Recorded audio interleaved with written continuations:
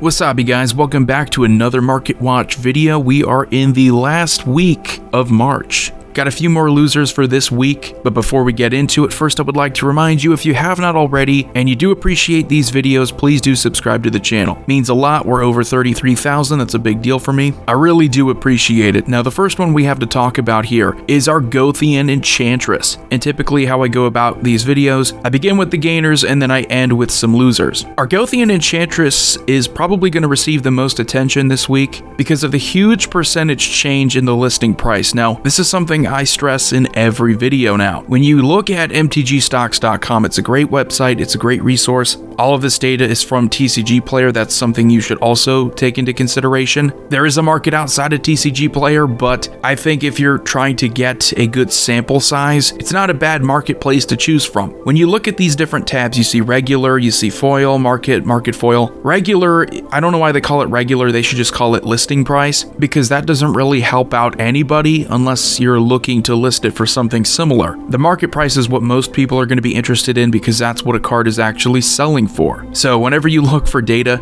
pay attention to market always, because anyone can list a card for anything. And that's what you're seeing here with Argothian Enchantress. It's not a bad card at all.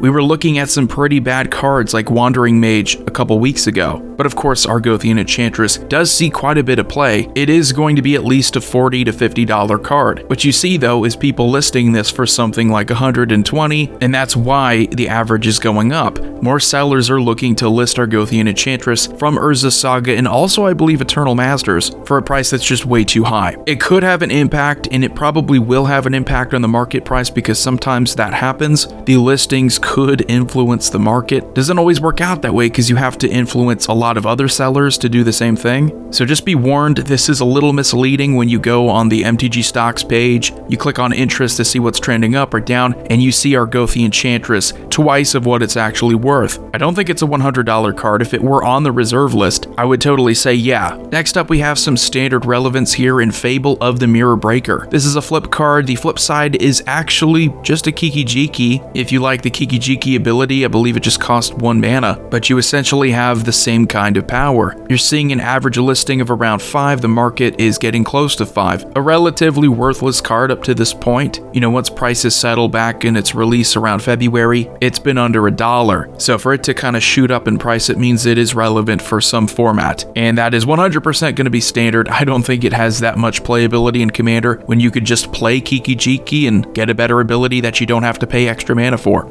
Next up, we have a card we talked about last week in Reconnaissance, and I think this is funny. I get blamed a lot for affecting the market whenever I talk about a card in a video short, because those video shorts will get like tens of thousands of views. They'll go and buy out the card, or they'll tell other people about the card. That's happened at least a few times already on this channel, and I don't think I did this. This isn't my fault, by the way. This is actually a pretty good card that is incredibly rare in its ability. You don't really see this anywhere else, where you have a 1 mana enchantment that sits on the field and you can play chicken. Oh, I don't want to commit to combat. I'm going to remove my attacking creatures because you have blockers that could easily kill it. It allows you to get attack triggers off of your great commanders like Kalia without having to commit to that combat. So for it to shoot up, it's going to keep going up here. I think it could get to 20, no problem. This is a really old uncommon without a reprint, so there is going to be a bit of a premium just because it is going to be harder to find compared to other uncommons. Next up, we have Winota, Joiner of Forces. She got banned, right? Winota got banned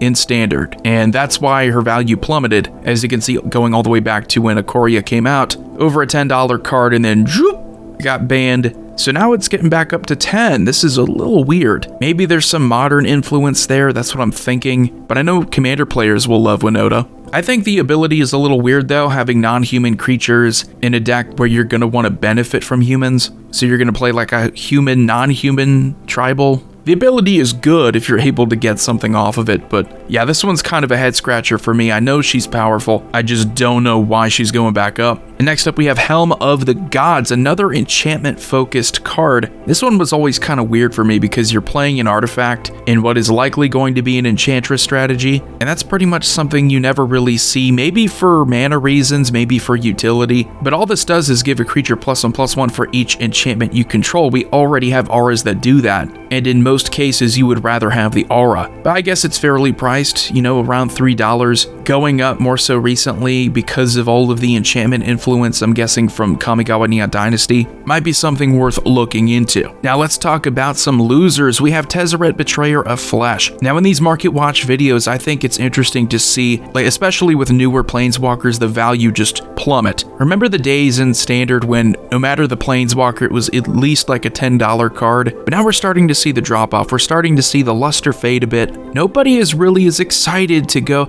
oh, I got a Planeswalker, I got myself a powerful card that you have to go out of your way to stop before you get to lower my life total. Those days are in the rearview mirror, and we're seeing under $5 for Tezzeret, Betrayer of Flesh. Just knowing Tezzeret in the past, did you ever expect to see any newer Planeswalkers be as cheap as under $5? It's just mind-blowing, and this is going to keep going down because that's the trend here. It might stabilize around $4 or $3, but it doesn't really seem to have much of a place here. It's not dominating. I don't think it's a bad card. It's just most people are kind of sick and tired of the Planeswalker game. Next up, we have Halvar, God of Battle, going back to Kaldheim. Now, this one hasn't gone down significantly. It was at one point over a $10 card, but now we're seeing this closer to $5. This might be a decent pickup right now. I like the versatility of playing an equipment or playing a god creature, so this is the kind of card where if you can get it for under $5, it's still unique, it's still this mythic from Kaldheim. People are going to want it. Strategies are always being introduced. There might be some god strategy in the future, there might be some good equipment strategy in the future,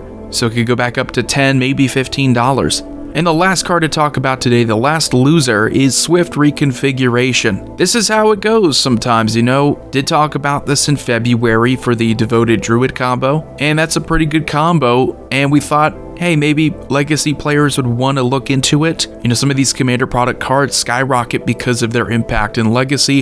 It's happened in the past. It's just a lot of people already found ways of comboing with Devoted Druid. It's not exactly something that you couldn't do before. It's just Swift Reconfiguration offered that combo for the fewest mana. Unfortunately, it wasn't enough for it to keep going up, and you saw towards the end of February it started going down to 10, and now we're seeing it down under $5. I think that's right where it belongs. I don't think it's a bad card by any means. I think in Commander, people should probably consider playing with it more, just because it is a unique way of dealing with an opponent's powerful commander, especially if that commander has a good attack trigger. Forcing them to crew 5 could be a major inconvenience if they're playing something like Voltron. So anyway, guys, let me know what you think about the Market Watch for the final week of March 2022. And I have to remind you again, with these videos, whenever I talk about gainers and losers, it isn't to say that this is going to keep going up or that it's going to keep going down if it's a loser. The market works both ways, and usually if you have a good market, you have a lot of buyers and you have a lot of sellers. People that are equally motivated to do both. So when you see something go up, people are motivated to sell.